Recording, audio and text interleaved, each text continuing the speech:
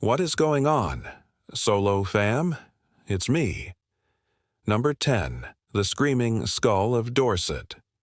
This story comes to us from an Old English legend that has been passed down for many generations. The legend talks about a very scary skull that was unearthed in a field during a plow-related accident. This terrible skull would scream and shake when it was removed from the ground, and the sound it made drove everyone crazy. These villagers were so scared that they threw the skull back into the ground and hoped their troubles were over. But this was not to be the case. They say that even when the skull was buried, it continued to make a horrible racket, keeping everyone awake at night with its blood-curdling screams. In fact, the noise got so bad that some people had to leave their homes and never came back. Now, this legend has its roots in a small village in the county of Dorset in England. One day, a farmer was plowing his field and his plow hit something hard. At first, he thought it was just a large rock, but then he realized it was a human skull. He picked up the skull and examined it. Then he turned pale and dropped it back into the ground. Why? Because the skull started screaming. Now, this wasn't one of those hollow plastic Halloween masks that we get these days. This was an actual ancient skull that had been dead for hundreds or maybe thousands of years, and yet it began to scream as soon as the farmer touched it. He screamed and ran off, and no one knows what he told the other villagers. But after that, nobody wanted anything to do with the skull. They were terrified. They didn't know what to do with it. And eventually they all left the village and went to live elsewhere, and the skull stayed right there in that field in Dorset, screaming into eternity. So, that's pretty crazy, right? A ghost story that is rooted in reality. Or perhaps a strange phenomenon that science hasn't explained yet. Maybe there are some things that we don't understand about the physical world. Who knows? It's fun to speculate, though. What do you think could have happened in this situation? Let me know your thoughts in the comments below. But whatever really did happen, there's no doubt that the villagers were pretty scared. This legend has been around for a long time. Some historians believe that it might have originated during the Middle Ages. Back then, people were superstitious, and they believed that if you dug up a skeleton, you would unleash its spirit. They also believed that the dead could come back and haunt the living. In fact, back then, grave robbers were known to hide bones inside of clothing, and then they would go to the house of the deceased person and ring the doorbell. Then, when someone opened the door, they would run away and leave the bloody bones on the welcome mat. It was their sick way of saying, "Beware." They knew how afraid people were of the undead, and so they used that fear to play some gruesome jokes. There are also legends of demon skulls, like the legend of La Llorona, also known as the Weeping Woman. This is a story that is popular in Mexico, and it's about a woman who drowned her children and then killed herself. She's said to wander the earth looking for her children, and she can only be seen during the month of September. If you hear her crying, it means that she's looking for her kids, and if you answer her call, she will drag you down to hell. There are also legends of cursed skulls that bring bad luck to anyone who finds them. For example, the legend of the skull of Saint Maurice. According to legend, if you steal the skull of a saint, bad things will happen to you. Well, that's exactly what happened to the French soldiers who stole the skull of Saint Maurice. They took the skull back to France with them, and soon after, their ship was wrecked and they were all killed. The skull was lost for centuries until it was finally found in 1962. But let's take a look at another mysterious skull that supposedly screamed when someone tried to dig it up. This one comes to us from North Carolina. One day in the early 1800s, a man named William Holland was walking through the woods near his home when he saw something sticking out of the ground. It was a human skull, and as soon as he touched it, he heard a loud voice that seemed to come from within the skull itself. The voice said, "Don't touch me," and then the skull began to shake violently. Naturally, William panicked and ran away as fast as he could. He told everyone in town what had happened, but no one believed him. They thought he was making it all up to get attention, but William insisted that he was telling the truth, and he challenged anyone who didn't believe him to go and find the skull for themselves. Of course, no one took him up on his offer because they were all afraid of the talking skull. But then, one day, a group of men decided to go and find the skull. They wanted to prove William wrong and show him that he was a liar. But when they touched the skull, it began to shake and move around. And then they all ran away. That's right, even the bravest of them all couldn't handle the sight of a moving skull. They decided to leave it where it was and never went back. Some people said that the skull was cursed, while others claimed that it was a demon. Some even said that it was the devil himself. But the truth is, we don't know what really happened. All we have are stories and legends passed down from generation to generation. The talking skull became part of local folklore, and to this day, no one dares go into those woods and disturb the remains of the mysterious man whose skull was cursed to scream. Another similar story comes to us from Florida. In the middle of the 19th century, two boys were playing in the forest when they came across a human skull. It looked like it had been there for a long time, and it was covered in moss and dirt. But as soon as they touched it, the skull began to move. The boys panicked and ran away. As word spread about the moving skull, more and more people went out to see it. For themselves, but every single person who touched it experienced the same thing. It moved and shook as if it were alive. Eventually, the government sent a team to investigate. They took the skull back to the city for further study, but it kept moving and shaking. They put it in a box and locked it up tight, but that didn't stop it. The skull somehow broke free of its bonds and once again began to move around. Finally, the government gave up and threw the skull in the river. To this day, no one knows what happened to it, but some people say that it's still out there moving around waiting for someone to touch it. These are just a few of the many stories about haunted skulls that have been told throughout history. And who knows? Maybe there really are some cursed skulls out there that bring bad luck to anyone who finds them. Or maybe there's a perfectly rational explanation for everything. Let me know what you think in the comments below. Do you believe in ghosts? Have you ever seen a ghost? If you want to hear more scary stories, stay tuned. But as always, thanks for watching. There are some more videos here that I think you'll really enjoy. Welcome back, everyone. We often talk about how in some countries there are laws that allow people to eat cats and dogs and other weird stuff. And many of you from the States get offended at this and say, hey, we do all sorts of things here in the US that they don't do in those countries. So shut up. To which I respond, okay, cool. What do we do here that they don't do there? And almost always the answer is, well, nothing.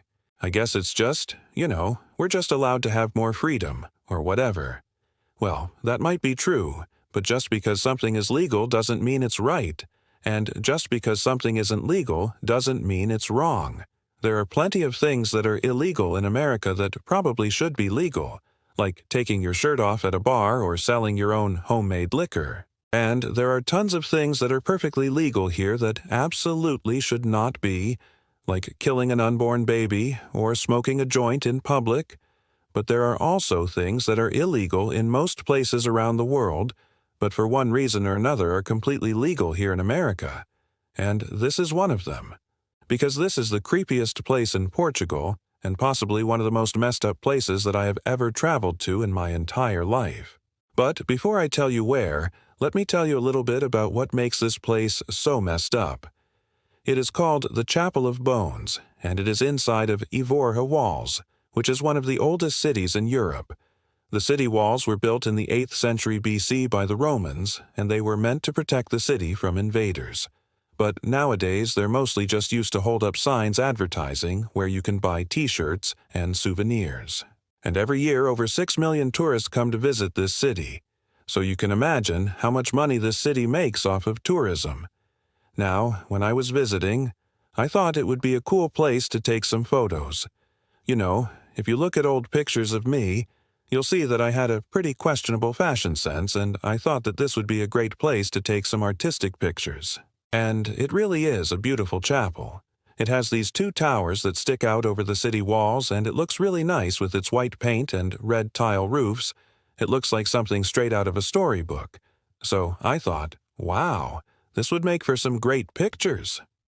And after I made it through the turnstile and paid my €3, I walked around the base of the tower looking for the perfect angle. when suddenly I heard a voice say, "What are you doing?" I turned around and saw a woman staring at me angrily. She asked me again, "What are you doing?" And I said, taking pictures." She then started yelling at me and said, "You have to go inside the chapel. You can't take pictures outside." So I was confused and I thought, why does it matter? It's not like I'm going to ruin the sanctity of the place or something. But she kept insisting, so I followed her into the chapel. That's when I saw all of the skulls and bones piled up against the walls, and I wasn't prepared for that. I couldn't believe what I was seeing. They had literal piles of bones everywhere, and some of the bones belonged to children. Their tiny little skulls were just sitting on the wall. And then I noticed that there was a sign that read, "We bones await yours." And that's when I realized why she was so angry. She was probably some sort of employee whose job it was to chase people out of the chapel so that no one would desecrate the place. I felt awful for disrespecting her and her religion. And actually, I didn't even know that it was a religion. This is a cult. It's a religious cult that worships death. It's called ossuary, and it's derived from the French word os, which means bone. This is one of the few surviving cults in the world, and their rituals date back hundreds of years.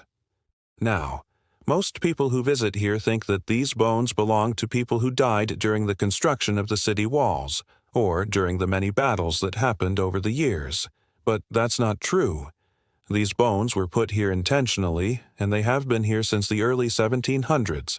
That means that some of these bones belong to people who died 300 years ago, and the reason that they left the bones here was to scare people away from visiting the chapel. That's why the sign says, "We bones await yours." They want you to feel guilty for taking pictures. Now, I wasn't the only person who felt bad. I saw dozens of people crying as they walked around the chapel. They would come in, see the bones, realize that they weren't supposed to be there, and then they would cry and run out. And trust me, I've never seen anything like this anywhere else in the world. In France, people will try to break into your house if you're not home. In Italy, they'll steal your bike. In Thailand, they'll put a snake in your toilet. But I've never seen a place where people were so disgusted by the sight of bones that they would literally cry. And it's understandable why they feel that way because this place is one of the most haunted places on Earth. In the past, people have reported hearing voices, seeing apparitions, and feeling cold spots throughout the chapel. And it gets worse at night. There have been several reports of paranormal activity during nighttime ghost tours, including disembodied screams, footsteps, and even shadow figures. In fact, this place is so haunted that there is a ghost tour here. There are 3 different tours that you can choose from. There's the 30-minute tour, the 45-minute tour, and the 60-minute tour. If you want to learn more about the history of the city walls, I would recommend that you skip this ghost tour and instead just watch this video, because this ghost tour is a complete waste of time. The tour guide takes you all around the city walls, talking about the history of the place while you walk. But she's really just trying to distract you so you won't hear any of the screaming and chains dragging metal moans in the distance. I mean, listen to this. It sounds like someone is being tortured. Also, the story that she told us about how this chapel was filled with bones was completely different than the story that the lady told me. She said that these bones belonged to people who died from the Black Plague. And yes, that is totally a real disease that killed millions of people back in the Middle Ages. But she said that it was responsible for the pile of bones here, which is ridiculous. These bones were placed here on purpose, and they have been here for 300 years. And I think that anyone who comes here should keep that in mind. Don't listen to the tour guides who are just trying to distract you with stories about the Black Death and ghosts. Instead, look around and appreciate the dedication of the people who made this place so special. They didn't just throw these bones in a pile and call it a day. No, they carefully arranged them in a specific order to send a message to the people who visit. And that message is, never come here ever again. Thank you for watching and goodbye. This is scary. Deep in the desert of southern Jordan, nestled among towering sandstone cliffs, lies a city that seems straight out of a fantasy novel. Its name is Petra. It was once a bustling hub of trade and a cultural melting pot for the ancient world. Today, it's a UNESCO World Heritage Site and one of the most popular tourist destinations in Jordan. But not everyone who visits Petra is there for the history or the culture. Some come for a much more terrifying reason. The star attraction at Petra is the Treasury, an incredible rock-cut building that served as a tomb for one of the most powerful kings of the Nabatean kingdom. It's also, according to local legend, home to a restless spirit that refuses to rest in peace. The story goes that whoever enters the tomb will be cursed by the spirit and doomed to die within 72 hours. While there is no historical evidence to support this claim, that hasn't stopped people from trying to enter the treasury anyway. And what they have found inside is nothing short of terrifying. The Nabatean people were an ancient Arab tribe that lived in the area around Petra from around the 4th century BC until the 1st century AD. They were known for their skills as traders and their ability to thrive in the harsh desert environment. In fact, they were so successful that at one point they controlled much of the incense trade between Arabia and the Mediterranean. But despite their wealth and power, the Nabatean people were never able to fully conquer the desert. Even today, only a fraction of the land they once ruled over is under their control. That's because when the Romans came along, they simply wiped the Nabateans off the map, and with them, much of their culture and history. Fortunately, we can still find traces of their civilization in places like Petra, where archaeologists have uncovered an entire city worth of tombs. But while some of these tombs are relatively small and simple, others are truly awe-inspiring. Take, for example, the Sikh al-Barid, also known as the Palace Tomb. This massive structure is carved directly into the side of a cliff and is decorated with intricate carvings of flowers, vines, and geometric patterns. Archaeologists believe that it may have been used as a royal necropolis where the bodies of important Nabatean rulers were laid to rest. What makes the palace tomb so unique is its sheer size. Carved from a single block of sandstone, it stands 40 meters tall and contains several stories of chambers connected by a series of staircases and passageways. In fact, it's so big that archaeologists haven't even finished exploring it yet. Who knows what other secrets it might hold? But one thing we do know is that the Nabateans weren't afraid to get creative when it came to designing their tombs. For example, some were built in the shape of houses, complete with miniature doors, windows, and even furniture. Others took the form of animals, such as the famous lion's tomb, which is carved in the shape of a lion's head and paws. But perhaps the most impressive of all is the Atreus Treasury, which is considered to be one of the greatest examples of Nabatean architecture. This tomb is located at the end of a narrow gorge called the Sikh, which is a natural fissure in the rocks. The Nabatean builders took advantage of this natural feature by carving the treasury directly into the cliff face. The result is a stunning example of how they were able to blend seamlessly into the desert landscape. And the treasury is just one of many impressive tombs that can be found throughout the site. In fact, there are so many that some have started to believe that Petra itself may be one of the lost cities of the Bible. One of the most intriguing is the monastery, which is similar to the treasury in terms of its design and layout. However, it's much larger and more elaborate. To reach the monastery, visitors must climb 800 steps up a mountainside, but the views are well worth the effort. Once there, you can look out over the entire valley of Petra and imagine what it would have been like to live here in ancient times. Of course, if you're brave enough to venture inside, you'll find more stunning carvings and inscriptions that tell the story of the Nabatean people. But while Petra is undoubtedly a fascinating place to explore, it's also home to a dark secret. According to local legend, the treasury is haunted by the ghost of a man named Aretas IV Philopator.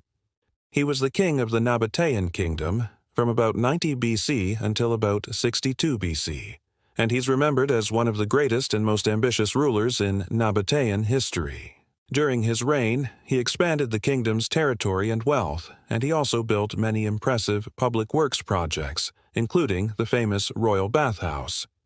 However, Aretus's reign was not without its enemies. In 70 BC, he went to war with the Roman Empire and lost. As a result, he was forced to flee to Petra and hide in the treasury. There he spent his final days plotting revenge against the Romans, but he was never able to carry out his plans. Instead, he died in exile, and his body was never recovered. Some say that Aratus's spirit is still trapped in the treasury, and those who enter the tomb risk angering him. To avoid being cursed by the spirit, some people have suggested that visitors should bring a small gift to the treasury, such as a coin or a piece of jewelry. This is supposed to appease the spirit and ensure that you'll be able to leave the tomb safely. Of course, there's no guarantee that this will work, and many people have tried to bribe the spirit without success. In fact, there have been cases of tourists who have entered the treasury and died soon after. Some say it was from natural causes, while others believe that they were cursed by the spirit of Aratus. Now, obviously, we can't say for sure whether or not the spirit of Aratus is real, but what we do know is that there's something strange going on at the treasury. For example, there have been reports of shadowy figures moving inside the tomb. These sightings have been witnessed by both tourists and archaeologists, and they seem to defy explanation.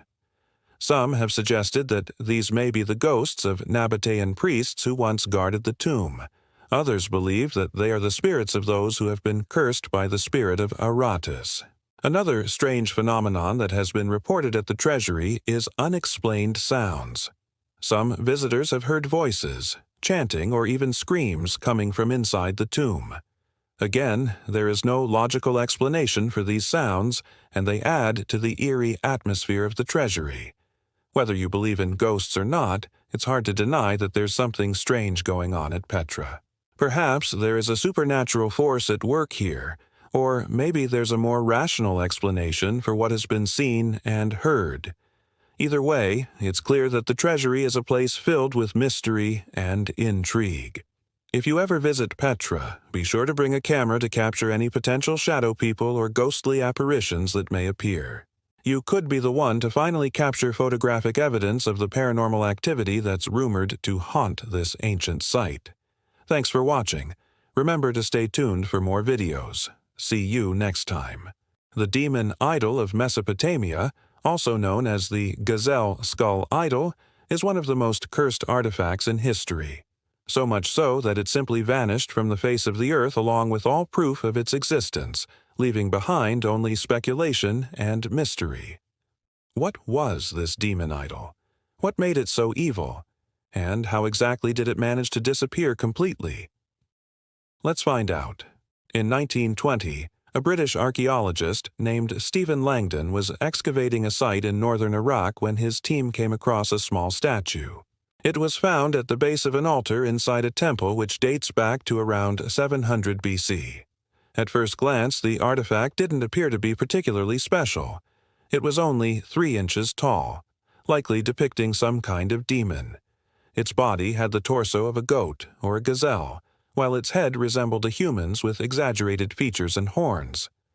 Langdon thought that the statue might have represented a deity called Pazuzu, an actual demon in Babylonian mythology, not just any demon either, but one that actually ruled over other demons and served as a kind of marshal to the gods during battle. He described Pazuzu as having the body of a horned goat and the head of a man, wearing a conical crown. That sounds pretty close to our little statue, but there was no way he could have known that when he found it. After uncovering the statue, Langdon immediately felt something was off about it. He said that he couldn't shake the impression that it was gazing at me with cold, cruel eyes, the eyes of a conqueror surveying his vanquished foes. Well, obviously, he had no idea what he was dealing with here because he simply put the statue in his bag and went about his day. Then they packed up their stuff and left the excavation site for the University Museum in Cambridge.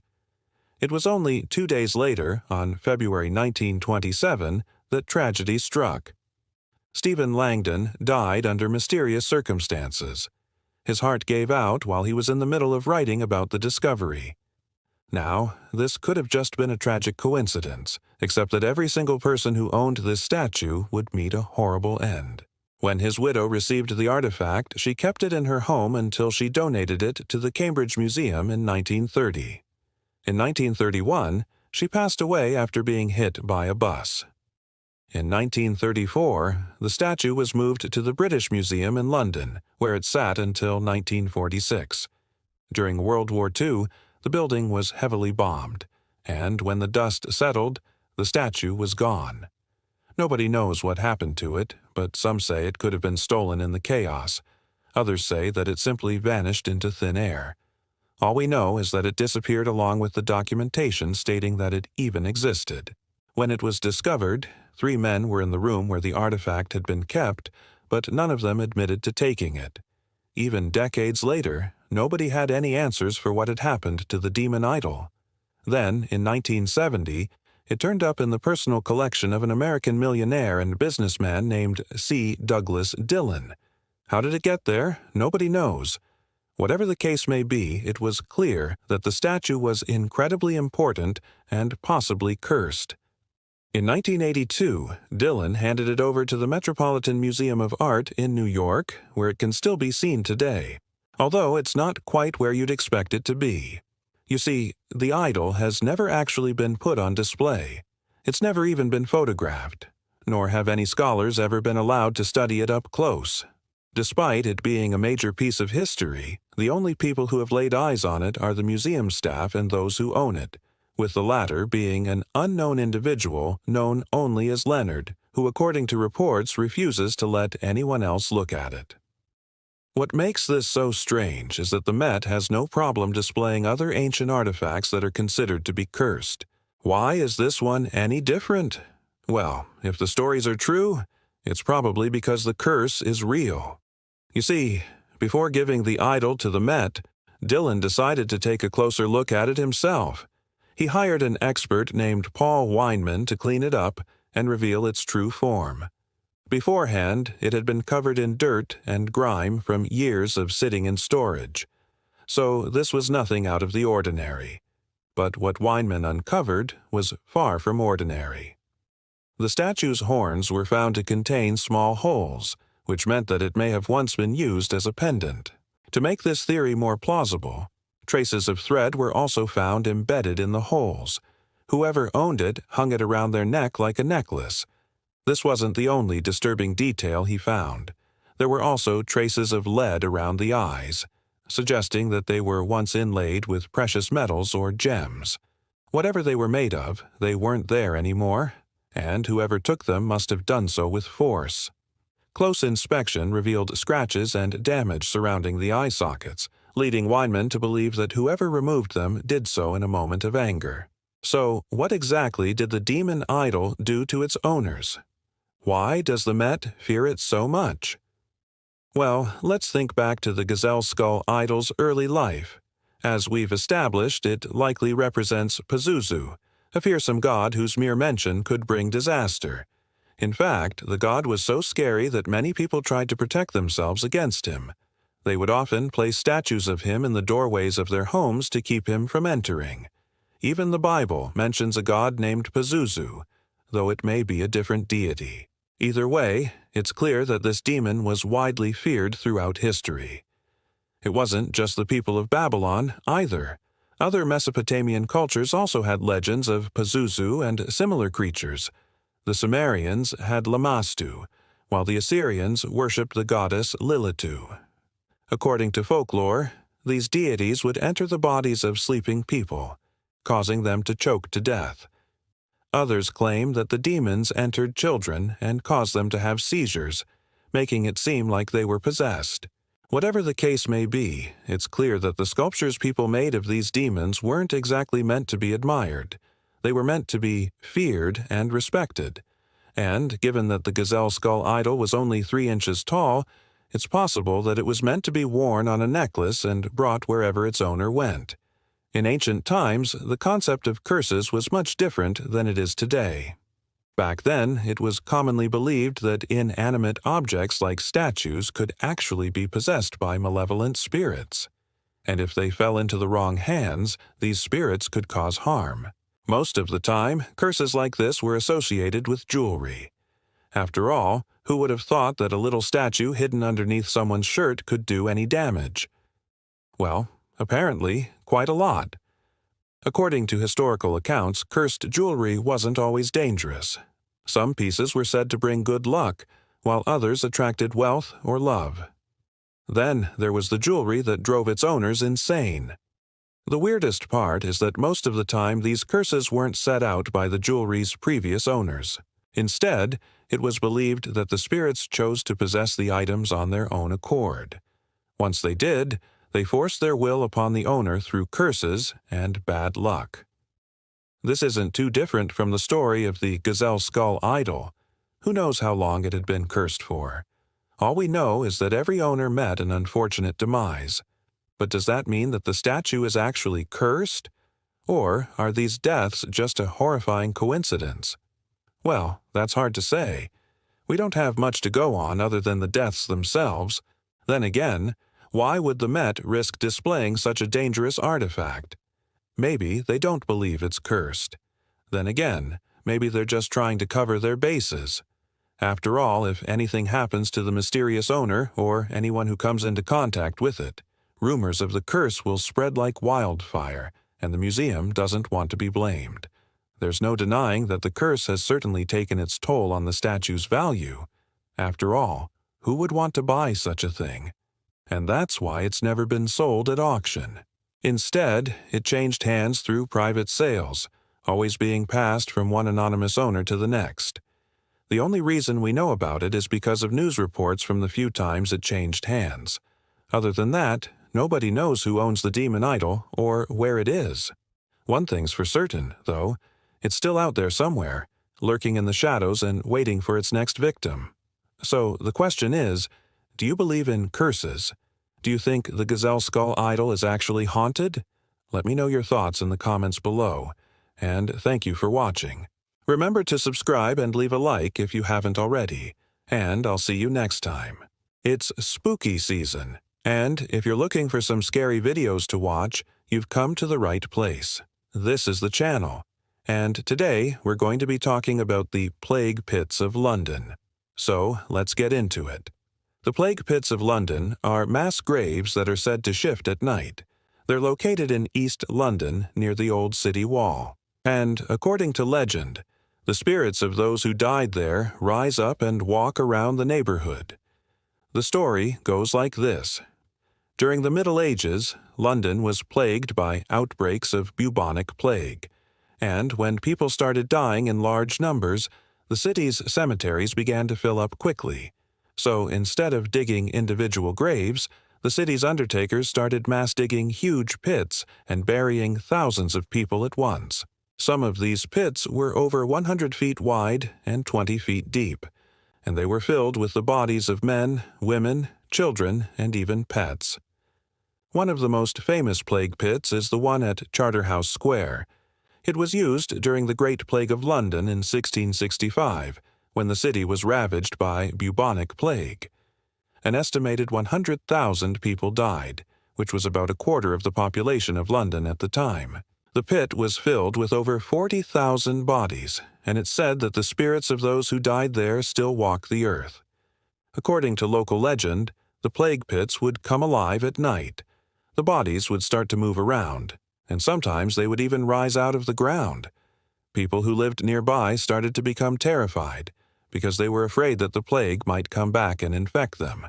Some people even claimed to see the shadows of the dead rising out of the pits and walking around the city.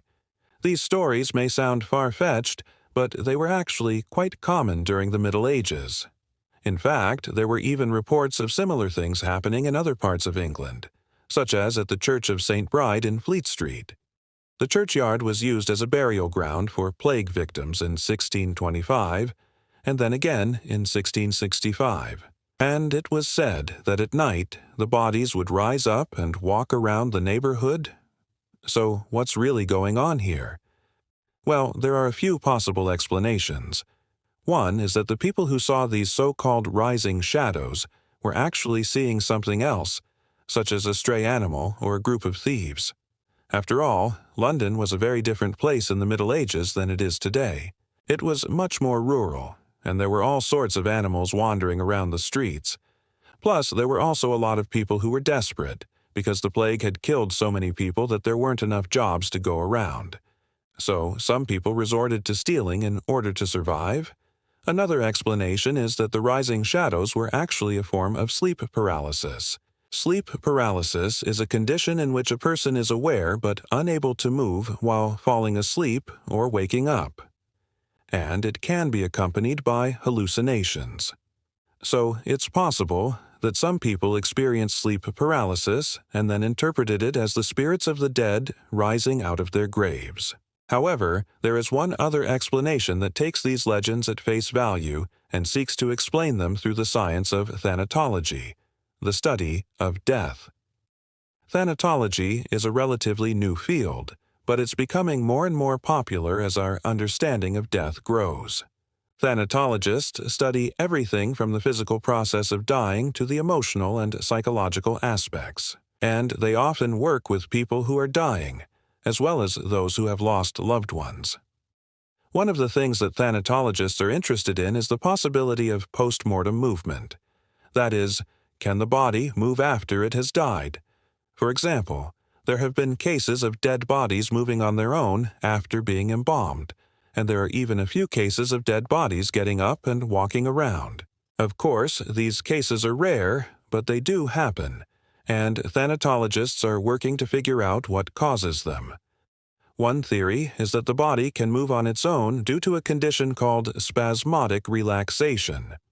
Spasmodic relaxation is a sudden, involuntary muscle contraction that can occur after death. It's not entirely understood, but it's thought to be caused by a buildup of lactic acid in the muscles.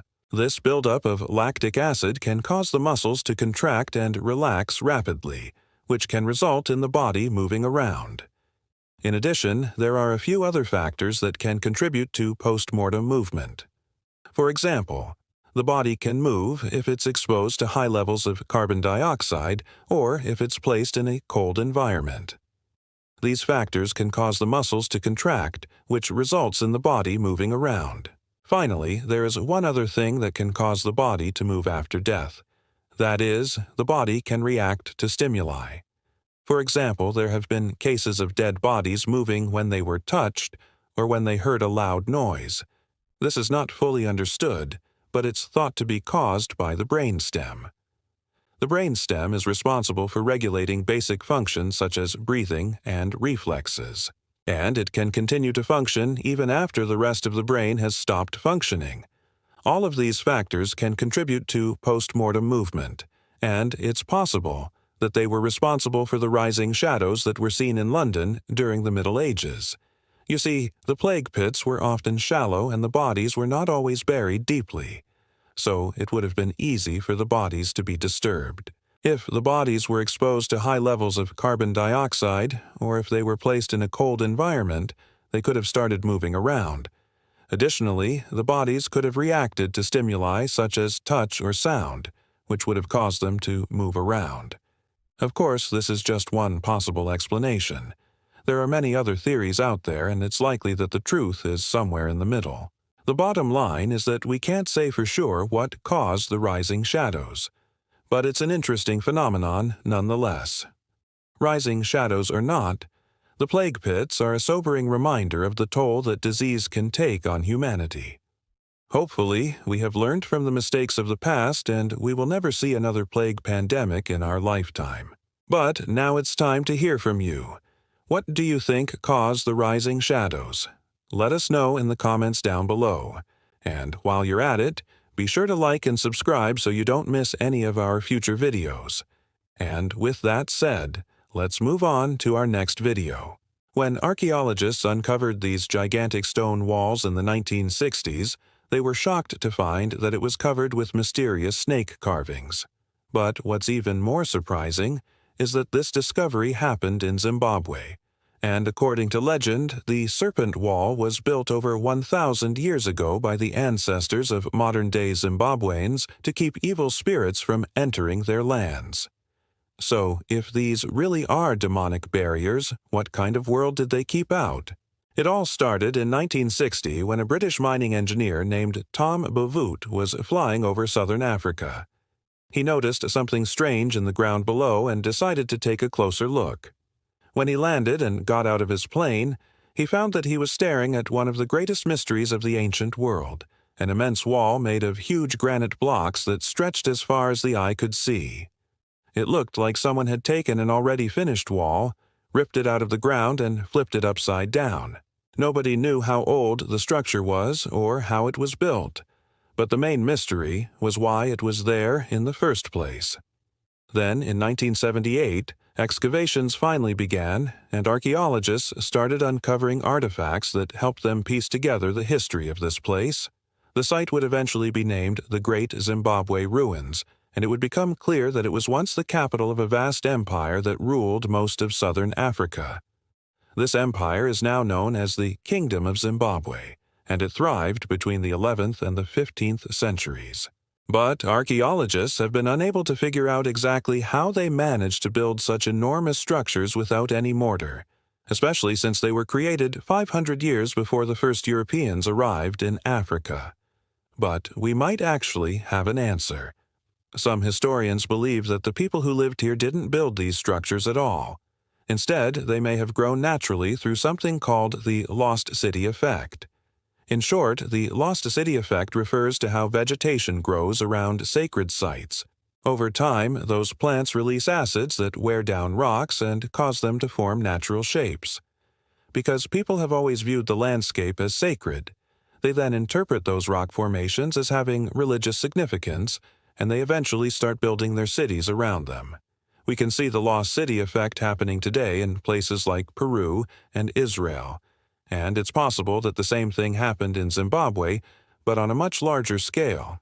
That's just a theory, though, and whatever really happened we may never know, because there's another mystery that nobody has been able to solve: the meaning of the carvings.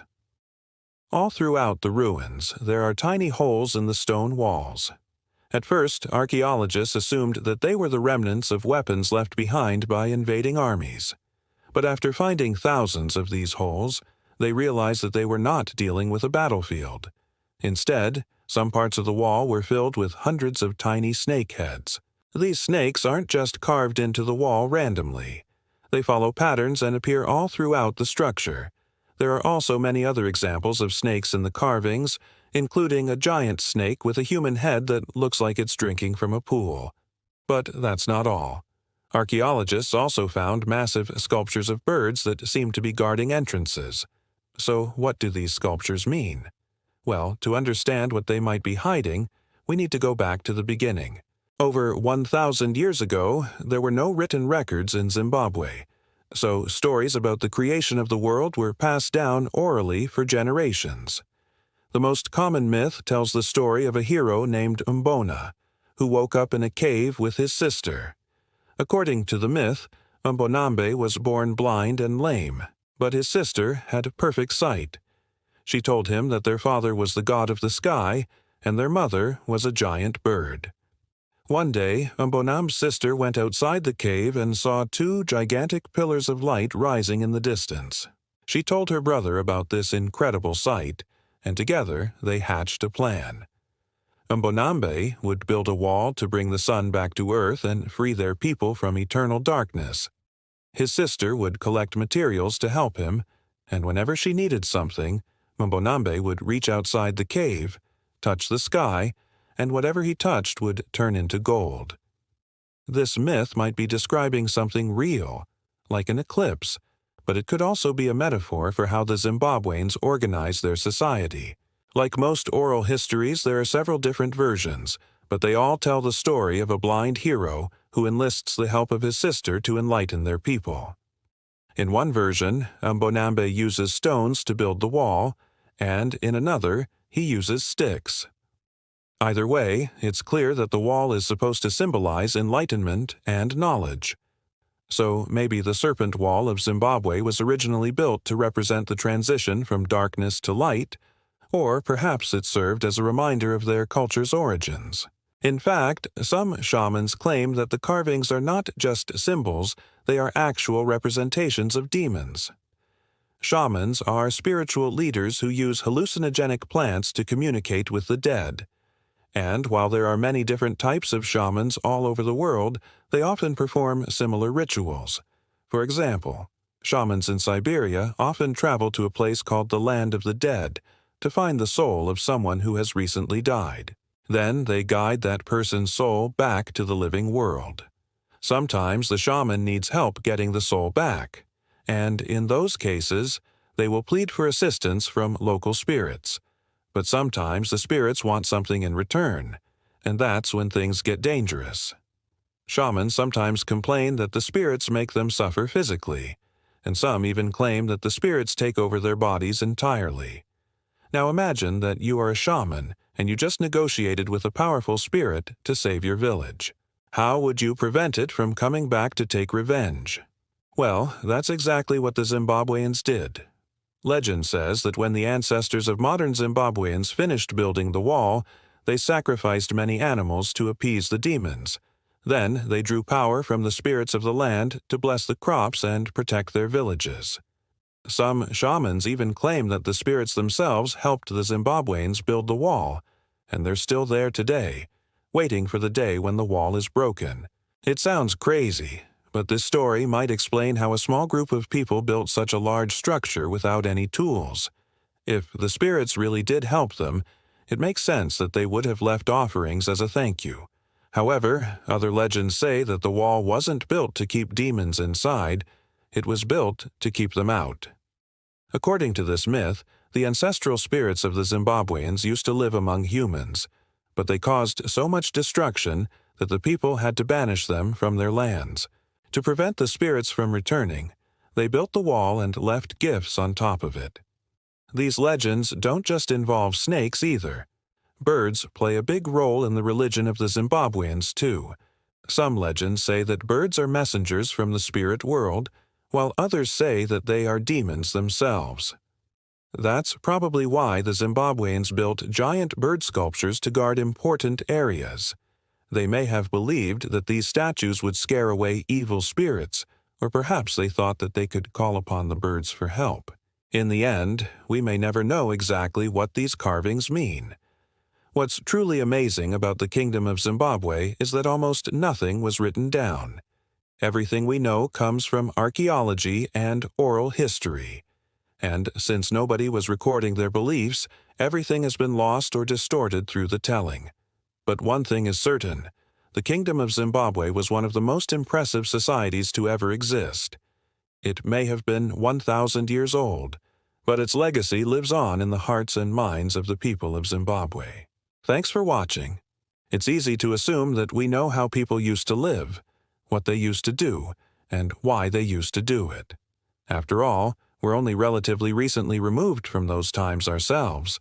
But if you think about it, there really wasn't all that long ago when most of us were living in caves, eating mammoths, and making tools out of sharpened sticks.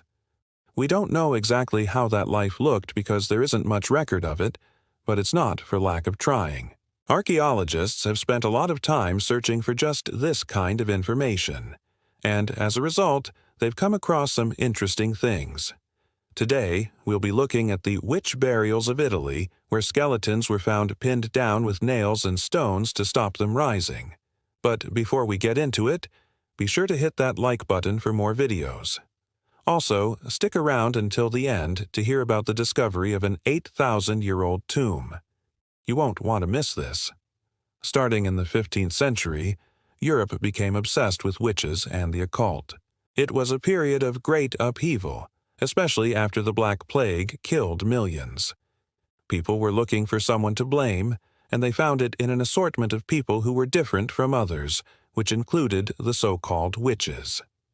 These unfortunate individuals were often accused of consorting with the devil and using their influence over him to cause all sorts of chaos, though most were probably just herbalists or healers who had a good knowledge of plants and their properties. Still, that didn't stop hundreds of thousands of these so-called witches being put to death. But people weren't just burned at the stake or drowned in the nearest body of water. There was another way that they could meet their demise, and that was by burying them in a manner that would prevent them from coming back to haunt the living. Today, we can look back at these events and shake our heads in disbelief. After all, the idea that someone could raise themselves from the grave is something that belongs in fiction books and cheap horror movies. But during the height of the witch trials, people believed that the corpses of those accused of witchcraft needed to be handled in a special way. Otherwise, they would rise from their graves and wreak havoc on the town. And while tales of witches are common throughout history, there was one region where they became particularly popular, and that was northern Italy. Here, people had specific fears about witches and the way to deal with them. If you were accused of being a witch in this region, then your fate would likely be sealed. Even if you managed to convince everyone that you weren't consorting with the devil, there was still the chance that people believed that you were a heretic, and that alone was enough to get you killed. And once you were dead, your body would be treated in a very unusual manner. In order to make sure that the body wouldn't rise from the grave, it would need to be weighted down. This wasn't done lightly. Often, large rocks and heavy metals such as lead would be placed on top of the coffin. The weight would then be secured in place using wooden stakes hammered into the ground. As you might expect, this practice left its mark on those buried. In fact, many skeletons found from this time have shown signs of trauma consistent with being buried alive. Their ribs and other bones bear the marks of their desperate attempts to free themselves from the weight that was crushing them. But there was another problem with this method of burial. After a person was buried under such a heavy weight, they couldn't be laid to rest in consecrated ground. This meant that their families would either have to bury them in unconsecrated land or dig up the body after a few days and burn it. Either way, it was a humiliating end for someone who had been accused of a crime they didn't commit. While the Italians took this practice to a new level, the concept of holding down dead bodies wasn't unique to them. Other cultures around the world had similar beliefs about the dead. Some Native American tribes believed that certain dead people would try to come back and eat the flesh of their relatives. To stop this from happening, they would sew the mouths and eyes shut before the body was finally laid to rest. Similarly, in Papua New Guinea, there is a tribe that practiced a form of ritualistic murder. When a victim was chosen, the community would kill them and then tie their body down with ropes so that it couldn't rise from the grave and harm anyone. But no matter how far-fetched these beliefs might seem today, it's important to remember that they were very real to the people who lived at the time.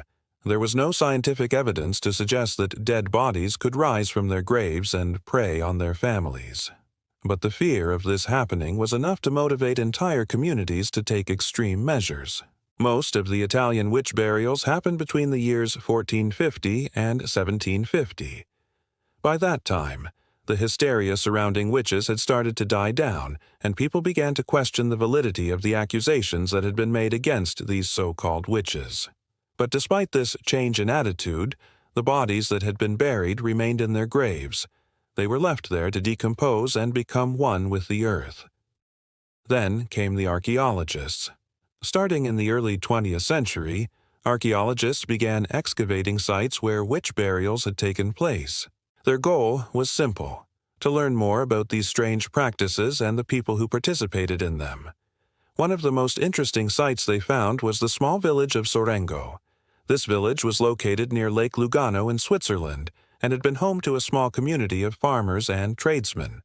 But in the 16th century, the community was thrown into turmoil when one of their neighbors was accused of being a witch. Her name was Anna Goldi, and she had a reputation for being an outcast. She kept to herself and didn't participate in the social activities of the community. This made her an easy target for the witch hunters, and when they came to town, the villagers were quick to accuse her of all sorts of crimes. Despite her denials, she was convicted and sentenced to death. Her body was then buried in the town square with a heavy stone slab placed on top of the coffin. Archaeologists later discovered her skeleton along with the slab that had been used to weigh her down. What makes this particular case so fascinating is that Anna's story was recorded in detail at the time. Unlike many of the other victims of the witch trials, we know her name, her face, and even some details about her personality. This has allowed historians to get a better understanding of what it was like to be accused of witchcraft, and how these accusations destroyed entire communities. There have also been cases where exhumed remains were found with objects placed inside their mouths. This may seem strange to us now, But at the time it was thought that this would prevent the body from rising and speaking evil. It was uncommon for coins or religious symbols to be placed in the mouths of those being buried. The same went for putting objects like bricks in the coffins of those accused of being male witches. This bizarre practice may seem like something out of a horror movie, but it was actually a common occurrence during the height of the witch trials. Not only were these objects used to keep the body from rising, but they were also meant to punish the witch. For example, placing a Bible in a coffin was a way of showing that God was disgusted by their actions. So, what can we learn from all of this? Well, for one thing, it's a reminder of just how real fear can be. For the people living during the height of the witch trials, the threat posed by witches was very real, and the measures they took to protect themselves were extreme. However, it's also a reminder of the progress that has been made since then. Today, we understand that witches didn't have the power to raise themselves from the grave, and that those accused of being witches were innocent victims of a widespread panic. But what do you think? Were these beliefs about witches and their powers really so far-fetched? Let us know in the comments below. And, as promised, here's an 8,000-year-old tomb you won't want to miss. In 2019, archaeologists in Israel discovered the remains of a tomb that was over 8,000 years old. The tomb dated back to around 3200 BC and was located near the ancient city of Jericho. Inside the tomb, the archaeologists found the remains of 3 men who had been buried together.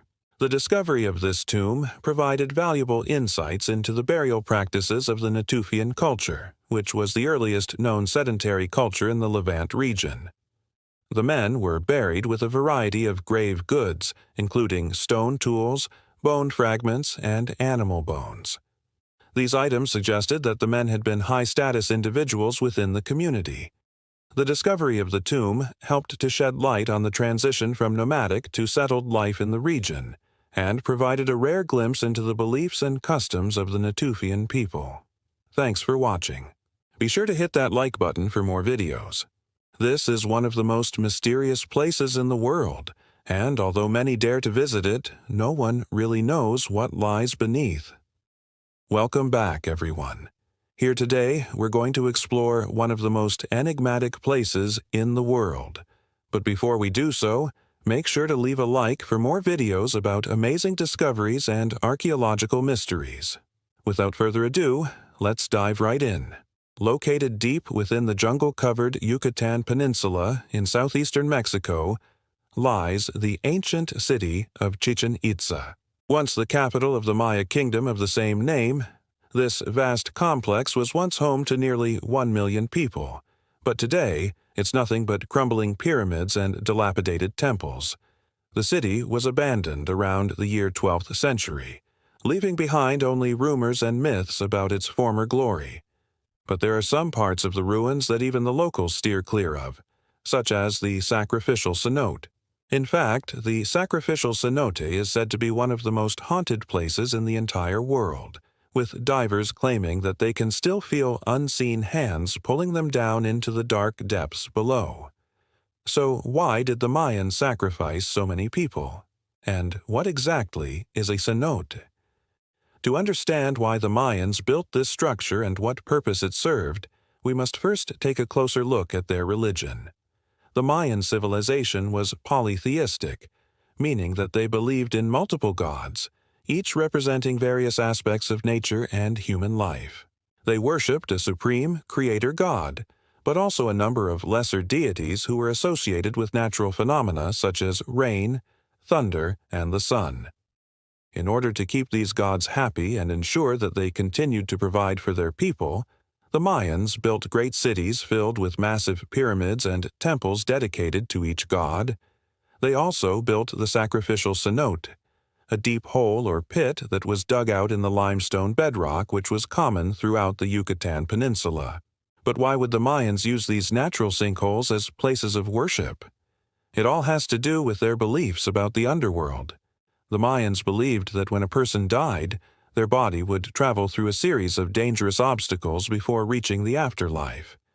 In order to help the deceased on their journey, the living would offer them gifts, such as food, precious items, and even human sacrifices. These offerings were typically made at night in order to avoid detection by the gods, who were known to be very jealous and quick to punish those who displeased them. In addition to being used as a place of sacrifice, the cenote was also used as a source of fresh water. This is because the limestone bedrock that the cenotes were dug into was highly porous, allowing water to seep through from the surface above. The water that collected in the cenotes was then used for drinking, bathing, and other domestic purposes. In the case of the sacrificial cenote at Chichen Itza, however, the water was considered to be especially pure and holy because it was believed to be a direct link to the underworld. This belief was likely reinforced by the fact that the cenote was located in a cave system that was decorated with stalactites and stalagmites, which the Mayans believed were the bones of their ancestors. But why would the Mayans throw treasure into this sacred well? According to legend, the Maya kings believed that the cenote was a gateway to the underworld and that whatever they threw into it would be taken directly to the gods. As such, they often made offerings of gold, silver, and other precious metals in order to curry favor with the deities. They also made offerings of food, including tamales, bread, and fruit, as well as live animals such as chickens, pigs, and even humans. Human sacrifice was a common practice among the Maya, and it was often carried out during times of great stress or upheaval, such as droughts, floods, or wars. The victims were usually chosen for their perceived purity, and they were typically young, healthy individuals who had not yet committed any sins. The most common way to sacrifice a human was by cutting open their chest and removing their heart, which was then offered to the gods. Other methods included decapitation, burning, and even drowning. And while it may seem gruesome to us today, human sacrifice was an important part of Mayan culture and religion. They believed that by giving the gods the ultimate sacrifice, they could ensure that their crops would grow, their enemies would be defeated, and their loved ones would guide them safely through the underworld after death. Now, you might be wondering, where did the Mayans get all of this treasure? Well, it's believed that much of the gold and silver that was offered to the gods came from the taxes that the Maya kings levied on their subjects. In addition to gold and silver, the Mayans also valued jade very highly. They believed that the jade represented the skin of the gods, and they often used it to make jewelry and other decorative items. Some of the most prized jade objects were the Maya calendar, which was made from a single piece of solid jade and weighed over 30 pounds, and the jade head mask, which was so realistic that it is said to have fooled some onlookers into thinking it was a real person.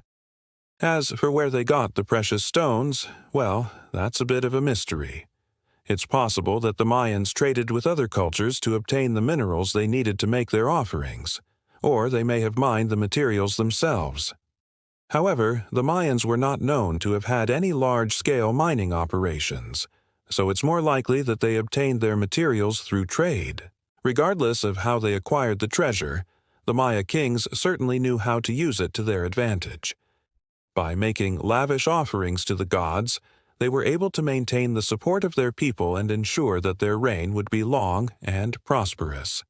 However, the end of the Maya civilization was likely caused by a combination of factors, including overpopulation, environmental degradation, and warfare with neighboring cultures.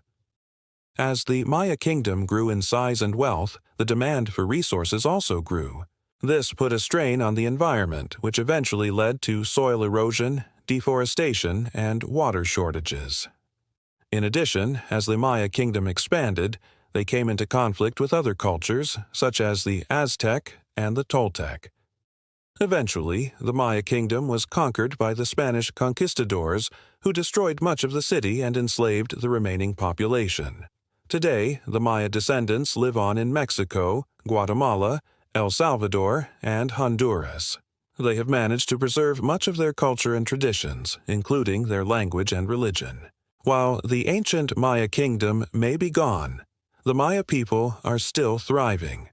Speaking of the Maya people, there are still many who claim that the spirit of the Maya is alive and well in the Yucatan Peninsula, particularly around the ruins of Chichen Itza. In fact, many people believe that the sacrificial cenote at Chichen Itza is one of the most haunted places in the world.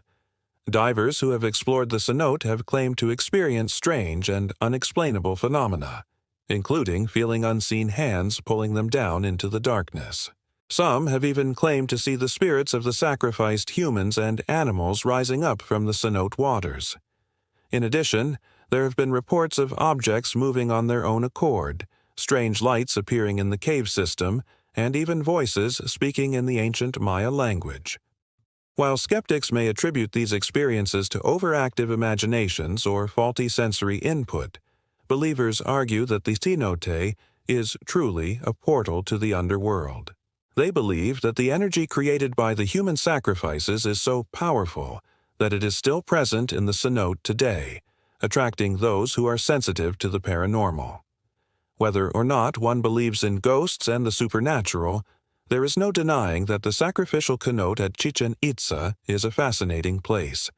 The thought of human beings being thrown into a deep, dark hole as a form of sacrifice is both horrifying and intriguing, and the idea that the spirits of those sacrifices are still present in the cenote today is truly spine-chilling. Overall, the sacrificial cenote at Chichen Itza is a reminder of the power and mystery of the ancient Mayan civilization. Whether you believe in ghosts or not, it's hard to deny that this place is truly unique and unforgettable. So, what do you think about the sacrificer cenote? Let us know your thoughts in the comments below. And don't forget to leave a like if you enjoyed the video. Thanks for watching. See you next time. The ground beneath our feet has long been a mystery. What's below the surface? What's underneath the soil we walk on every day? There are ancient relics of the past, secrets that have remained hidden for centuries. Welcome back, everyone. Here, some archaeological discoveries are just so bizarre and creepy that they seem straight out of a horror movie. Some recent finds really make you wonder, was this world always such a dark place, or were these evil deeds only committed at certain times of history? But I don't want to keep you waiting too long for today's scary stories. So, let's get started.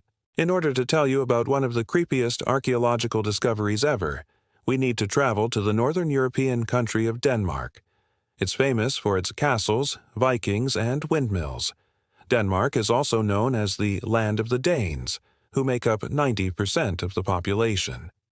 The official language there is Danish, but German and Swedish can also be understood quite well. There are many beautiful places to visit in this nation.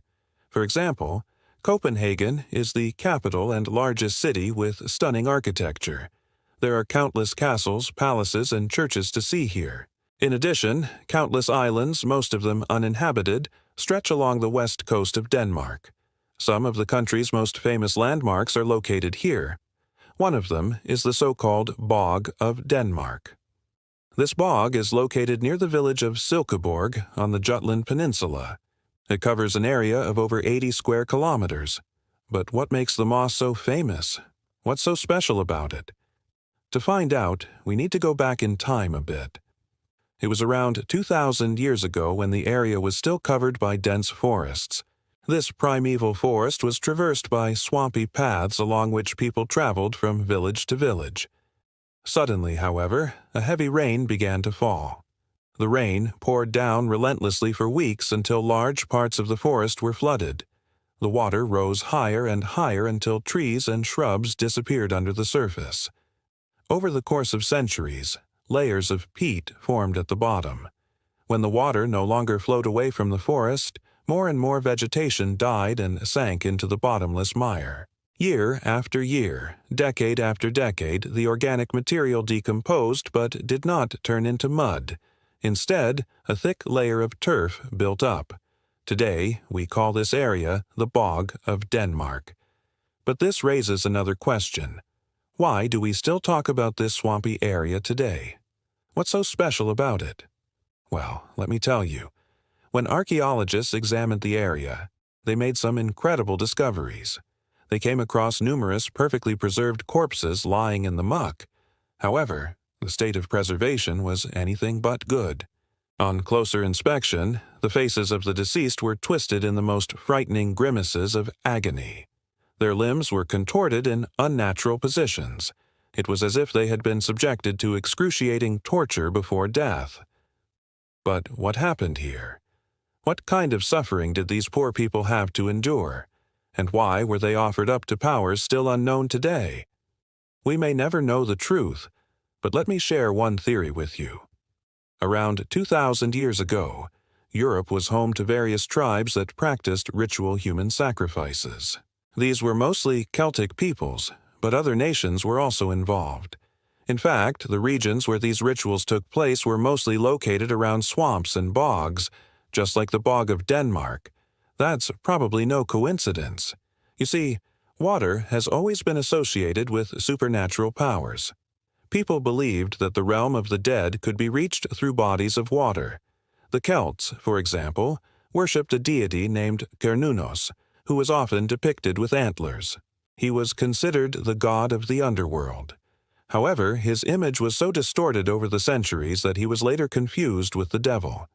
It's therefore conceivable that the Celts wanted to reach the god Cernunnos through their terrible rituals in order to win him over to their side.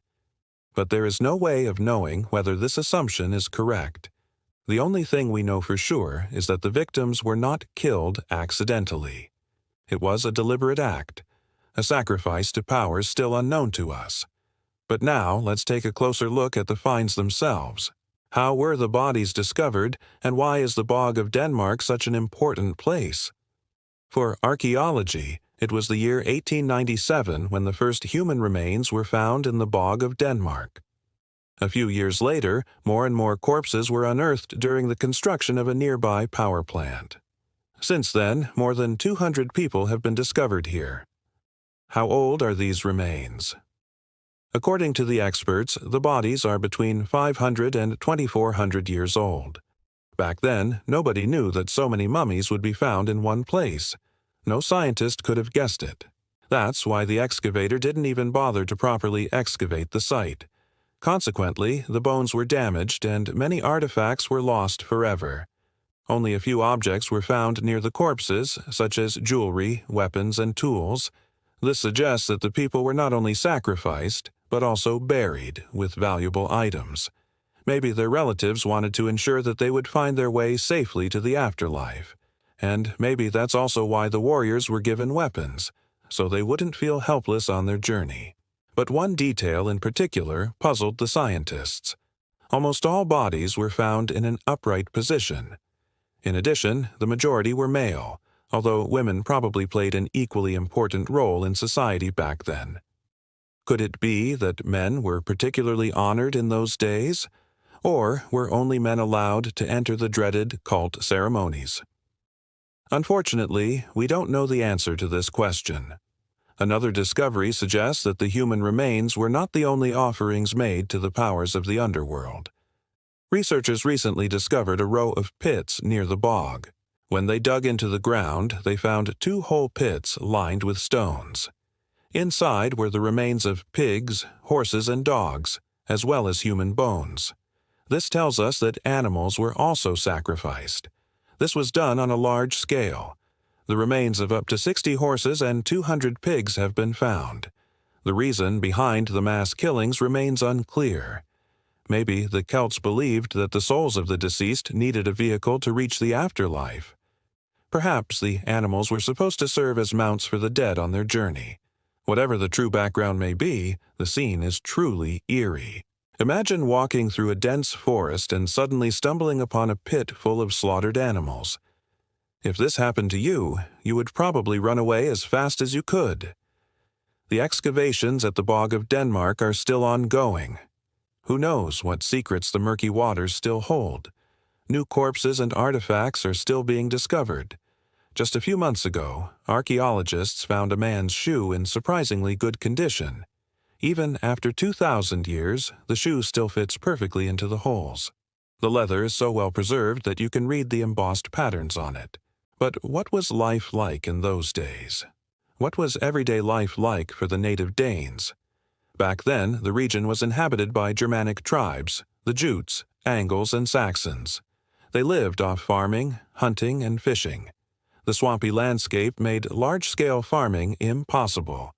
Most likely the residents had to struggle with hunger and cold for most of the year. When the soil finally yielded any crops, a plentiful harvest could be gathered. During the summer and fall, the fertile soils of the plains were used to grow grain, vegetables, and legumes. Cattle, sheep, goats, and swine roamed the hillsides and forests. Hunting wild animals was an important source of food, too. In the warmer months, fish could be caught in the streams and lakes. In short, it wasn't easy to survive back then. Food was scarce, and winters were harsh. It's therefore understandable that the natives turned to paganism. The gods had to be appeased. Otherwise, they might unleash famine, disease, or war. As mentioned earlier, the Celts were among the most prominent tribes in Europe. In addition to the Gauls, they spread from central Germany to the British Isles. With the exception of Ireland and Great Britain, the Celts disappeared over the course of the centuries. After the Roman legions marched into their territories, the Germanic tribes emerged as the new masters of northern Europe. They gave their name to the Danes, Swedes, and Norwegians. At that time, life must have changed drastically. Most likely, the peaceful farmers took up arms and became ruthless warriors. The entire political system probably changed as well. What do you think about the horrors of the Bog of Denmark? What other theories do you have as to what happened here 2,000 years ago? Just leave us your thoughts in the comments. Still in the mood for exciting stories from the past? Then take a look at the other videos shown here in the credits. Thanks for tuning in. Take care and see you next time. The Oracle's Cave of Baiae, an underground chamber where priestesses spoke with spirits of the underworld. The fumes drove men mad, whispering prophecies in the dark. This is the 6th station of the Via Appia, the Appian Way. It was built around 312 BCE by the Roman general Appius Claudius Caecus, and it's one of the best preserved ancient Roman roads in the world today. It links Rome to the Via Appia, a seaside resort town about 12 miles away.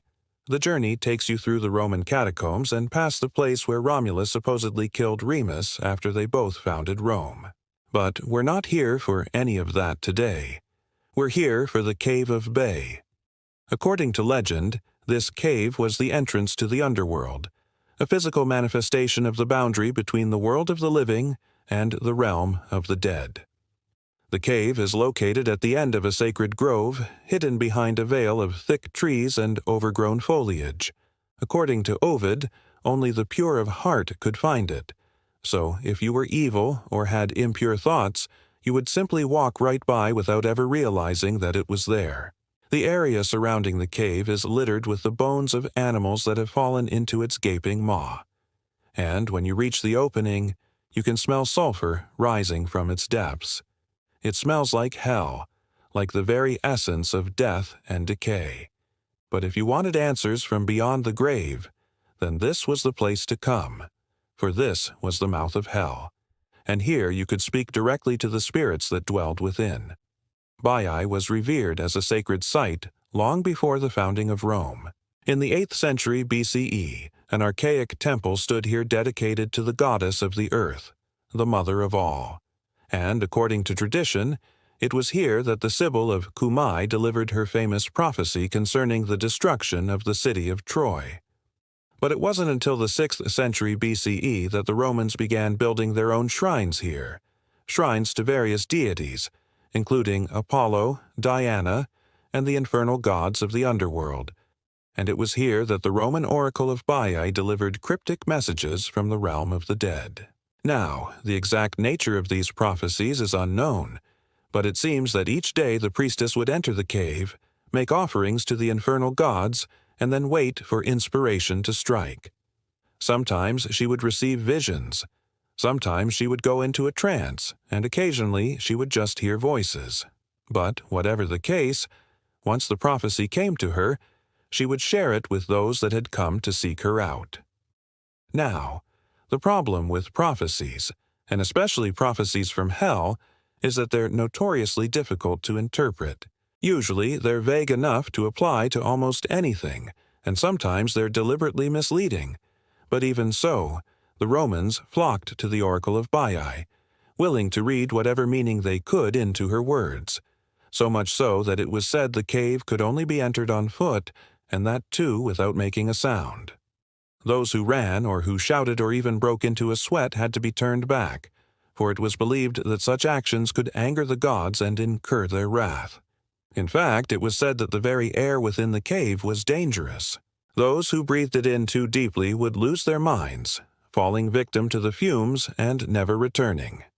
It was only the priestess who, thanks to frequent exposure, had managed to build up an immunity to the noxious gases.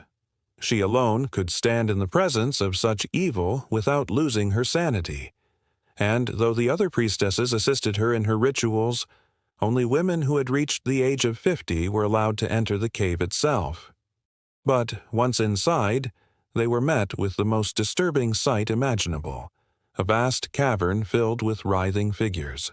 They writhed on the ground and clawed at the walls, gnashing their teeth and screaming silently, trapped forever in a never-ending torment. And as the priestess walked further into the cave, she could hear them calling out to her, begging her to free them from their torment. But she would pay them no heed, for she was there to deliver a message, not to speak to the damned. So she continued her ritual, offering sacrifices and receiving messages from beyond the grave. Sometimes she was merely a passive receiver, simply allowing the prophecies to come to her. Other times she would ask specific questions, seeking answers to problems that plagued the empire. And some sought her out because they simply wanted to know their fate, eager to learn what lay ahead along the path of life. But it was those seeking knowledge of the future who caused the most trouble. For if the prophecy wasn't favorable, then the person hearing it might try to change their fate by any means necessary. The Delphic oracle famously cursed Oedipus to kill his father and marry his mother. And when he went out to avoid killing his father, he ended up killing another old man and marrying a widowed queen. He may have avoided his original fate, but he also caused 3 other people to die. The point is, prophecies tend to come true, regardless of whether or not you believe in them. But it's up to you to decide how much damage you're going to do while trying to avoid them. And the oracle of Baiae knew this, which is why she always tried to phrase her prophecies in such a way that the outcome was inevitable. No matter what, say anything positive about your future and the person will think everything is going to be fine. Say anything negative and they'll try to alter their fate, usually causing even more problems. Thus, if the oracle wanted someone to meet their doom, she would tell them they would live a long and prosperous life. If she wanted them to live, she would tell them they would die young. It sounds counterintuitive, but it's a smart way to handle things. You can't force people to do what you want them to do, but you can make it so that they inadvertently do it themselves. One of the most famous visitors to Baiae was Julius Caesar. According to Plutarch, he came to consult the oracle about his future. Caesar's great-nephew and adopted son, Octavian, later known as Augustus, was engaged to a Roman noblewoman named Scribonia, and Caesar wanted to know if the marriage would take place. The oracle, however, refused to answer his question directly. Instead, she told him that if he wished to see the future, he should look to the clouds. When he asked for clarification, she replied that if the clouds appeared tranquil and serene, then everything would go according to plan. But if they were dark and stormy, then his plans would be ruined. Caesar didn't seem satisfied with her answer, but he took it anyway and decided to trust the clouds. Now, several days later, Caesar held a feast inviting 8 men of only one type, bald, short, or fat. The next day, he looked up to the clouds and saw that they were perfectly clear. He considered this a good sign and decided to go ahead with the marriage. As it turned out, Scribonia was already pregnant with Octavian's child, but Caesar didn't know that. He thought he was giving his great-nephew his blessing. So, on the appointed day, Scribonia arrived at the temple of the 12 gods on the Palatine Hill and made an offering. Just as the ceremony was about to begin, however, dark clouds suddenly swept over the city and lightning split the sky. Everyone panicked, thinking the oracle's prophecy had come true. Caesar was furious, believing the gods themselves were against him. But Scribonia stayed calm. She reminded everyone that the oracle had said nothing about the clouds that day, only that if the clouds were tranquil and serene, then everything would go according to plan. Everyone looked up at the sky again and saw that the clouds had cleared. A smile spread across Scribonia's face as she realized that the oracle had been right. The marriage would indeed take place. Later that year, Scribonia gave birth to a baby girl, and Octavian married her as soon as he was old enough. But not everyone was so lucky. One day, Marcus Junius Brutus came to the cave of Baiae, seeking the oracle's advice about a legal case he was involved in. As he approached the entrance, however, he heard a voice booming from within. It told him to beware the Ides of March, whereupon he fled in terror. Now, the Ides of March fell on Caesar's 55th birthday, and he was famously assassinated on that day. So clearly the oracle had delivered a prophecy that saved his life. But it wasn't the only one. About 100 years later, the Emperor Commodus came to the cave seeking advice about a gladiator named Maximus. Maximus had become popular with the crowds, and Commodus feared he was becoming a bigger star than himself. He wanted to know if he should execute the man, and the oracle told him, yes. Some time later, Commodus was visiting the gladiator barracks, and he was looking for Maximus to give him a personal lesson. But Maximus had already left for the mines. It seemed the oracle's prophecy had come true, but it hadn't. Maximus was still alive and well. Commodus was so enraged that he ordered the oracle to be put to death. But it was too late. Maximus would eventually return to Rome, overthrow Commodus, and become emperor himself. Now, I don't mean to imply that the oracle of Baiae was completely accurate. It was just that she rarely provided specifics. This gave her a sort of out clause, a way to always be right without ever being wrong, and this made her prophecies incredibly difficult to disprove. Eventually, the cult of Baiae lost favor with the emperors, probably because they were never complimentary. But despite its suppression, the cult survived in secret, continuing their practice of reading prophecies from the souls in hell. If you want to visit the cave of Baiae today, you can. It's located near the Appian Way National Park, close to the Via Appia. But be warned, many of the tunnels are unstable and collapsing is common, so please be careful. And keep in mind, the deeper you venture into the earth, the more likely you are to run into something unpleasant. As always, stay sweet, everyone. A long time ago, 2,000 years ago, there was a great king named Antiochus I, and he ruled over a prosperous and expansive kingdom. It reached from the Persian Gulf all the way to the Mediterranean Sea. The capital city of this vast empire was a place called Emesa, and there, in the royal palace, Antiochus kept a sacred flame burning. He did this to honor the god Jupiter, or Zeus to the Greeks. Every year, it was his duty to add more fuel to that flame so it would never go out.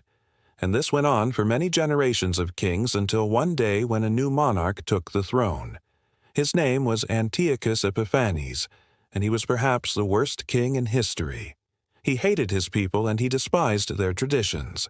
So when it was his turn to feed the sacred flame, he ordered it to be extinguished. Then he walked into the temple and kicked over the altar dedicated to Zeus. To the people of Emesa, this was a grave insult, and they begged the king to change his mind. But Antiochus didn't care about any of that. He had his own secret religion. He believed that he was a god himself, just like Zeus. And although he had no divine blood in him, he claimed to be a descendant of Zeus. He thought that he was better than everyone else in the kingdom, and the citizens of Samaria knew that he was crazy, so they plotted to kill the king. But before they could do anything, Antiochus fled the city with his elite guard, and then he disappeared. No one knows what happened next, but some believe he became a hermit in the mountains. Others think he was assassinated. Either way, it didn't matter because a new leader took the throne and the old ways were restored.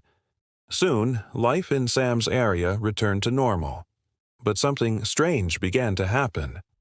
Across the kingdom, statues of Zeus were coming to life. It started with a marble statue in the temple of Artemis. one of the ancient world's 7 wonders. Then it moved on to a bronze statue in the sanctuary of Apollo. Finally, the living statues made their way to Nemrut Dag. There, on the summit of a mountain in southeastern Turkey, stood a colossal statue of Antiochus Epiphanes. He had been transformed into a living, breathing god, and to commemorate this event, they built a huge temple complex. There are still ruins of it today, though most of it has been destroyed by earthquakes and time. In fact, even the massive head of Antiochus is broken off its shoulders and lies abandoned nearby, but originally it was over 33 feet tall, nearly twice the height of the average man. It was carved from a single block of stone and weighed an estimated 60 tons. It would have taken at least 100 men to move it from the bottom of the mountain to the top, and yet somehow they managed. They placed the giant head on the body of a reclining Zeus, and between them sat the king's wife, Queen Laodicea. All 3 were immortalized in stone, but now they're missing. And across the mountain, there are dozens of other headless statues in various states of disrepair. There are gods and goddesses, kings and queens, heroes and monsters. There are human figures and fantastical creatures. Some of them have been broken apart for centuries, while others are still attached to their pedestals. However, the faces of almost every statue are completely eroded away, as if whoever made them intended to hide their identities. That's what makes these places so creepy. Imagine walking around on top of a mountain in the middle of nowhere, and all you see are these headless statues with no faces, just empty sockets staring into the void. It's enough to give anyone nightmares. Even during the day, it can feel unsettling, but at night it's a different story entirely, because locals claim that lightning strikes often awaken the gods of Nemrut Dag. In fact, this place has become famous for its thunderstorms. Almost every summer, there's a huge lightning storm here, and when it happens, the sky is filled with bright flashes and deafening roars. It's said that whenever lightning strikes the statues, the gods come to life for a moment. They stir in their stone slumber and watch over the world below. Perhaps that's why the mountain is littered with broken statues. Maybe they got too powerful and dangerous to control, so the people brought them down and chained them to the earth. Of course, this is just a myth, or maybe it's not. What do you think? Do you believe that the gods of Nemrut Dag really come to life during thunderstorms? Let me know your thoughts in the comments below. And as always, thanks for watching.